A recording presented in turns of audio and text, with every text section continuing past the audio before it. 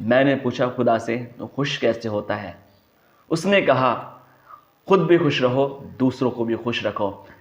नमस्कार, आदाब, मैं हूं आपके साथ में सनव्वर सिद्दीकी और लेकर आया हूं एक बार फिर से एक नई कहानी।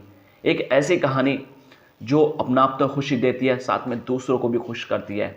कहानी काफ़ी अच्छी है, इंटरेस्टेड है और हालांकि रोज़मर्रा की ज़िंदगी से उठाई हुई एक कहानी है, लेकिन कहानी काफ़ी अच्छी है। आपको सुनने के बाद में काफ़ी अच्छा भी लगेगा और कुछ सीख तो मिलती है कहानियों से, और कुछ ना कुछ ऐसी चीज़ भी होती है जो आगे चल के ज़िंदगी में कामयाब होती हैं।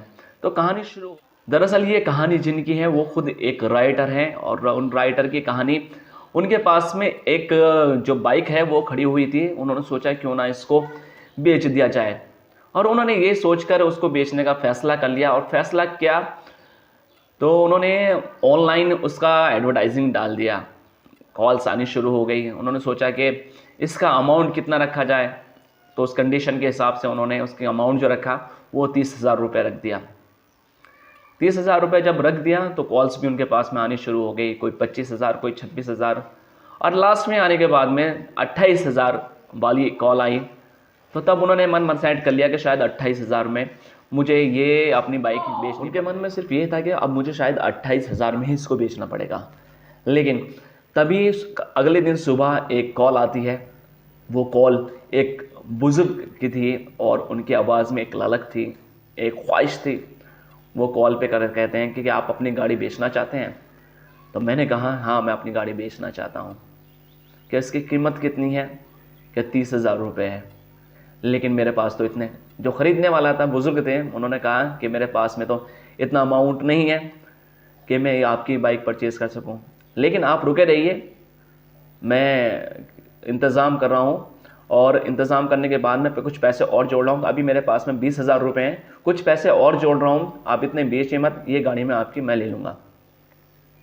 बस इतना सुनते ही वो फ़ोन काट देते हैं। उसके बाद में शाम को जब जो राइटर हैं वो रात को सोते हैं, तो उनके दिमाग में ये आता है कि क्यों ना ये गाड़ी किसी और को बेचनी है, किसी को खुश, क्या पता किस तरह की ज़रूरत है। उस ज़रूरत के अंदर उन्होंने फैसला लिया कि ये क्यों ना गाड़ी हम उसको ही दे दिए जाएँ जिनका फ़ोन, बुज़ुर्ग का फ़ोन आया था। वो तभी सुबह उनको कॉल करते हैं कि आप एक काम कीजिए, आपके पास में कितने पैसे हैं? कि 20,000 रुपये हैं, गाड़ी मैं आपको दे रहा हूँ, आप आइए और अपनी गाड़ी लेकर चले जाएंगे। जैसे गाड़ी लेने वो पहुँचते हैं, पहुँचने के बाद में लड़के उत्साह इतना ज़्यादा था कि वो जल्दी जल्दी तैयार हैं और गाड़ी ले जाने के लिए।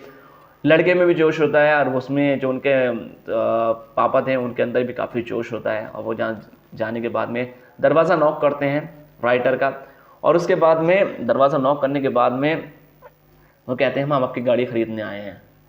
तो उन्होंने कहा तुम मेरी बाइक क्यों ख़रीदना चाहते हैं? कि मेरा बेटा इंजीनियर है, फाइनल ईयर में है, और अभी तक मैं उसके लिए एक थोड़ी छोटी मोटी मजदूरी करता हूँ, अभी तक मैं उसके लिए गाड़ी नहीं खरीद पाया। लेकिन इस बार मैं सोचा हूँ क्यों ना फाइनल ईयर में इस बार मैं उसको गाड़ी प्रेजेंट कर दूँ।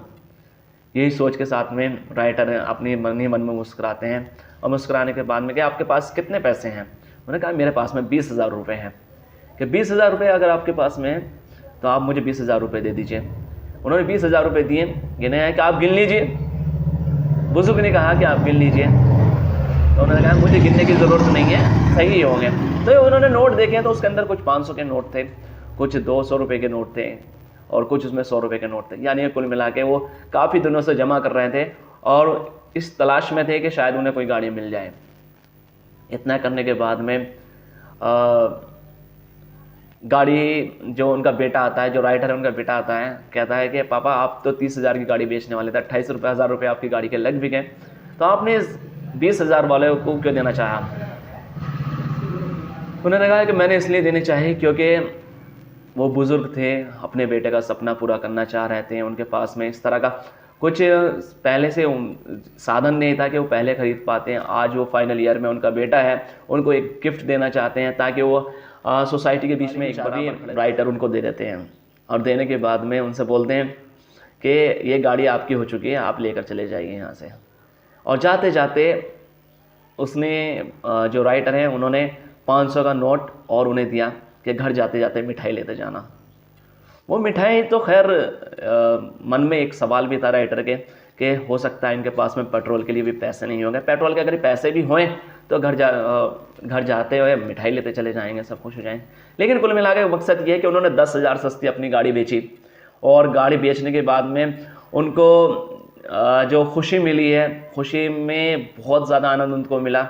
10,000 सस्ती थी लेकिन किसी की उनकी मजबूरी उन्होंने समझी और उसके बाद में उनको गाड़ी अपनी दे दी। 10,000 का नुकसान भले ही हुआ लेकिन अंतर आत्मा जो उनकी खुश हुई है उसका कोई वैल्यू नहीं होती है। तो कहने का मकसद ये है कि कभी कभी हमारी छोटे छोटे फैसले किसी के लिए बड़ी खुशी ला कर लेकर आ सकते हैं और बड़े आनंद उनके लिए हो सकता है। पूरी ज़िंदगी, पूरी फैमिली उनके लिए खुश हो सकती है। तो हमें भी चाहिए कि अगर हमारे ज़रिए से किसी को कुछ खुशी मिलती है तो उस खुशी को उनको देने का हमें भी हक होना चाहिए, हमें भी आदत बननी चाहिए।